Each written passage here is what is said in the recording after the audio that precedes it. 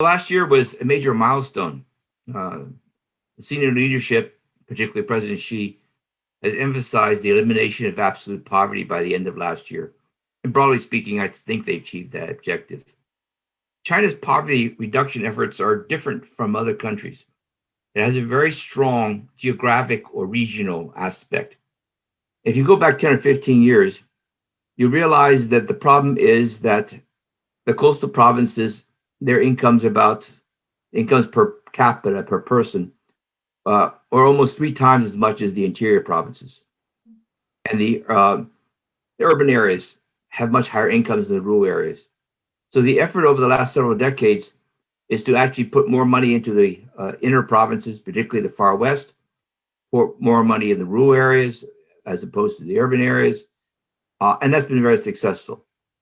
So the growth rates of the interior provinces, they started to increase even faster than the coastal provinces. And the incomes per person, per household in rural areas have been growing as rapidly as urban areas over the last 10 years. So you've narrowed the regional gap, you've narrowed the urban-rural gap. The consequence is that poverty reduction has been effective over the last 10 or 15 years to a large extent. But I think the issue now that you've eliminated absolute poverty is there'll always be a segment of the population which are poor because of business cycles. Mm-hmm. So even very wealthy countries in the West, they will always have a certain percentage of their people who are poor. And they're poor because they lost their jobs, poor because of health reasons, poor because of disadvantage. So I think the issue for China, as it is for other countries, is not that you can eliminate poverty. You cannot. There always will be some people who are going to be poor at any moment in time. And that's true whether you're a very wealthy country or a relatively poor country. It's how do you actually deal with these people who are, I call, temporarily or have disadvantages. And that requires special programs. And I think China has some of these programs, but needs to spend more on some of these social programs in the future. In the past, the solution was invest in the far west or invest in rural areas. In the future, the issue will be more like unemployment issues. How do you help the medically handicapped who can't work? What do you do about the rapidly aging population who have no incomes? And that's a different strategy. And that's a problem that the West is also facing, but it's a different one than China's had to deal with in the past. The leadership has put out this concept of dual circulation strategy. Dual circulation strategy is not a plan. The plan is the 14th five-year plan. The dual circulation strategy is what I call process. It essentially says that growth is going to be affected by domestic factors as well as external factors. If the external environment is not very favorable to growth in terms of trade restrictions or barriers to foreign investment, then China will want to emphasize how do you improve growth or productivity depending upon domestic demand, and that's consumption and investment. A lot of people think that the dual focus in terms of domestic demand is meaning promoting consumption because consumption as a share of the economy is relatively low in China compared to other countries. But this is actually a mistake. Growth is never driven by consumption. Growth is always driven by investment. Growth of consumption in China has been increasing by about 7 or 8% a year over the last 2 decades. That's the highest in the world.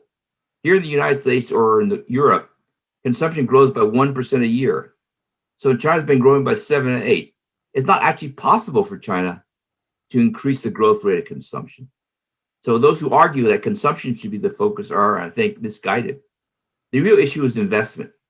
China's investment rate is already very high. So you cannot increase the growth rate of investment in China, but you can increase its effectiveness. So China invests about between 40 to 45% of its income.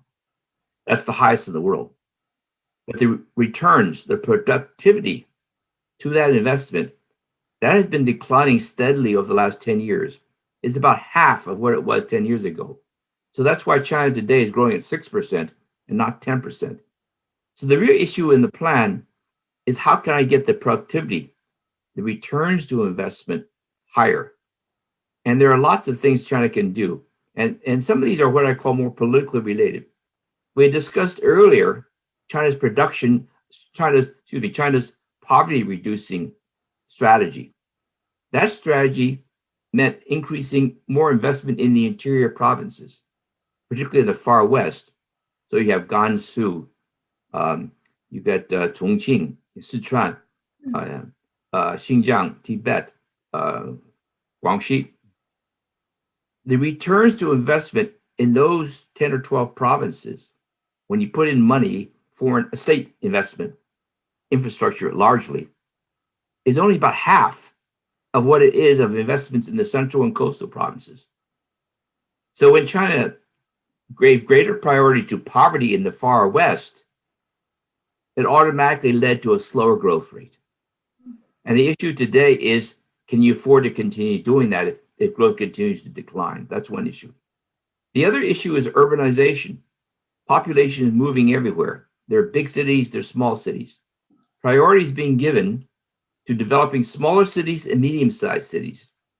But here's the problem in China.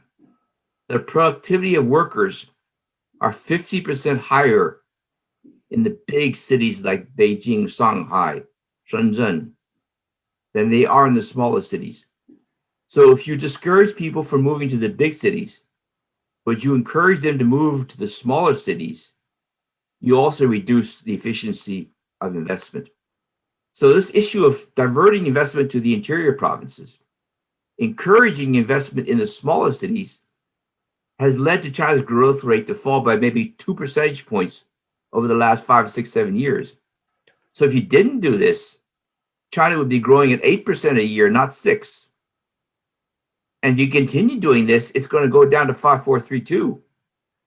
So the big issue in terms of the dual circulation strategy is to rethink how much investment do you want to do in the interior, and how much support in terms of urbanization should be focused on the smaller cities compared to the biggest cities.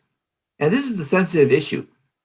And I think that the question in the coming years is, can China balance both poverty needs and the need to grow faster? Because if you don't grow at 5 or 6% a year, you cannot generate jobs, particularly high-value jobs. The high-value jobs tend to be created in the largest cities. In the United States, if you go to New York, San Francisco, Los Angeles, Chicago, the big cities, that's where the good, high-paying services jobs are generated. They're not generated in small, medium-sized cities. And that's true in Europe. And it's also true in Asia. So if you emphasize smaller, mid-sized cities, then you do not encourage the growth of what I call highly productive services jobs. And that is, in fact, the big challenge for China in the future. More and more people are getting educated. They're looking for reasonably high-paid jobs. The manufacturing sector only accounts for 38% of GDP today. It used to account for almost 50%. The fastest growing sector in China is services. It now accounts for 55% of the economy. Industry only 38%. So the issue in China in the plan, how do I make sure that the services, which is now leading the economy, produces good jobs attractive to a broad groups of Chinese? That's the challenge for the 14th five-year plan, and a challenge, I think, for the 2 sessions.